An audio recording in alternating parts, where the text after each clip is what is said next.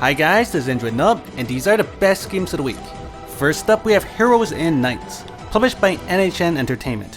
Here's an action RPG that's kind of unique. So in this game you control 3 characters at the same time, and you tap to move and tap on monsters to attack them. And you can activate skills for the 3 different characters. The combat's kind of chaotic because you have to control 3 characters, but you get used to it. There's new heroes to collect, and there's PvP, as well as a lot of single player stages. It's pretty cool and action oriented. Interesting action RPG to check out. Get over here! Next up we have Timeline's Assault on America. Published by Strategy First. Here's a military real-time strategy game, and it's really in-depth for a mobile game. So in each mission you have a base where you can build buildings, and can create infantry as well as tanks, and the goal is to destroy the enemy's base. There's radio towers in the middle that you can capture, and of course the enemy can also summon tanks and infantry. The controls are actually pretty easy to use. You can move your units and fight against the enemy's tanks. The game actually requires quite a bit of strategy, and each game actually lasts very long. Some missions may even take over an hour. Only the first 2 missions are free and full game costs $2.99. If you're looking for a high quality RTS on Android, definitely check this game out.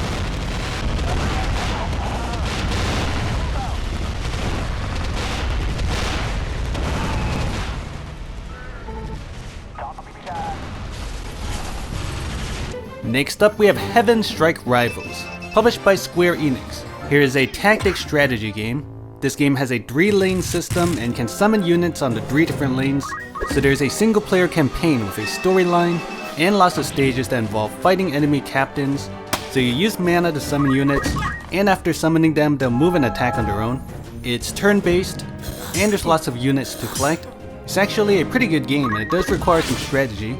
If you like turn-based tactical strategy games with a mix of RPG, check this game out. Next up we have Overkill 3, published by Craneballs. Here's a third-person behind-cover shooter, so you go through levels and take out enemies behind cover. So you aim with a joystick on the left side and you shoot on the right side, and basically run through stages shooting enemies. The graphics aren't the best, but they're decent. Gameplay's a little generic, but it does play fairly well. There's different weapons you can get and some different modes. If you like casual behind-cover shooters, this might be worth checking out. Hell yeah, now that's what I call action. Ever wanted to beat up people? Ever wanted to beat up some random people? Well, now you can in this game called Office Rumble, published by PNIX Games. In this game you beat up random people. But Asian people are so manly. It's actually a really simple fighting game. You hold the right side of the screen to attack, and the left side to block. Occasionally you go in fever mode,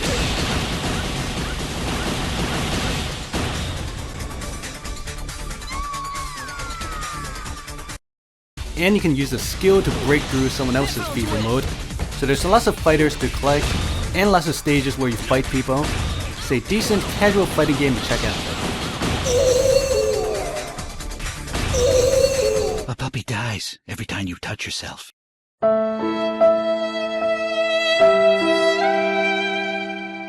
Falcon Punch! Bro, do you even run? Falcon Punch! K.O. Let's pray the gay away. Punch! I'll sue the pants off of you, literally. Falcon Punch! Yes! Justin is the air I breathe!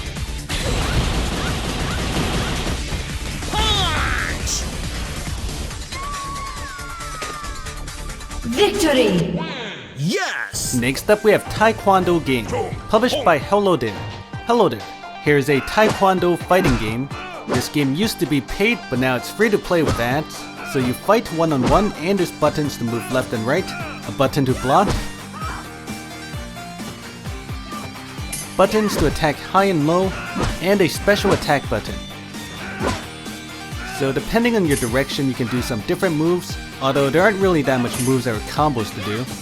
You get points when you hit the other player, and there's stamina so you can't just keep attacking. Also you have to block a lot. You can fight against the computer AI in these tournaments, and the game gets fairly difficult. It's It's not too bad, but it does get really difficult later on. Show me your moves. Falcon kick. Falcon kick. Double kill. Next up we have Regeria Hope Episode 1, published by Golden Game Barn. This game's like a clone of PNIX, right? Which is those courtroom lawyer games. But this game was actually quite good. The story and dialogue is well written, and the court case is fairly interesting. So you have to defend someone who is accused of murder, and you can interrupt, Halt! and present evidence to counter claims. Have at you! And the game was actually really interesting. It's kind of short, but there's no in-app purchases or anything, and it's a fun game like PNIX, right, to check out.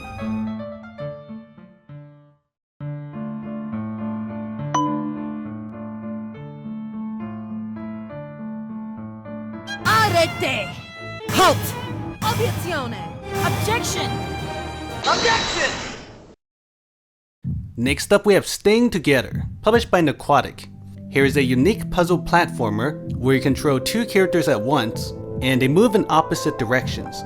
So the goal is to collect 3 parts of a heart, and then have them reach the exit at the same time. There's tons of levels, and the game does get really difficult and challenging. If you're looking for a unique, challenging puzzle game, check this game out. Next up we have Adventure Capitalist, published by Kongregate. Here's a game about making money, and it's pretty simple to play.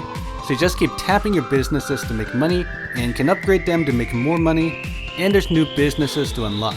You can hire managers to automatically tap for you, and it's basically a game where you just keep making money and unlocking new businesses. It's kinda simple, but lots of people find this game addicting. Rest in peace, Sonic. Next I'll show you some soft launch games. First is Sonic Runners, which is Sega's new Sonic game. It's pretty much a fancy, Sonic-themed, side-scrolling endless runner, and all you do is tap to jump, and you can do a triple jump. It does have a light story, and you get to fight Dr. Eggman every now and then. It's not as good as the original Sonic games, but it's for people that like endless runners. Next up is Need for Speed No Limits, published by Electronic Arts. This one is more of a racing game, so in this game you can race against other cars. Your car automatically moves and you can move left and right, and you can also drift. There's also nitro to move faster. There's quite a bit of stages, although the stamina system is pretty bad. No limits. It's not as good as Asphalt or the better racing games out there, but it's still a decent casual racing game. And the last soft launch game is EA Sports UFC, published by Electronic Arts. Here is a casual MMA fighting game, and I say casual because usually you'll win within 1 round. So you can tap to do a light punch, swipe to do a heavier punch, and swipe diagonally to do an uppercut. You can dodge and block, and you also have skills to use. Some skills involve doing takedowns. It's not too bad, although you need cash to buy new fighters, and the usual freemium stuff. The fighting's still more fun than those Injustice clones though.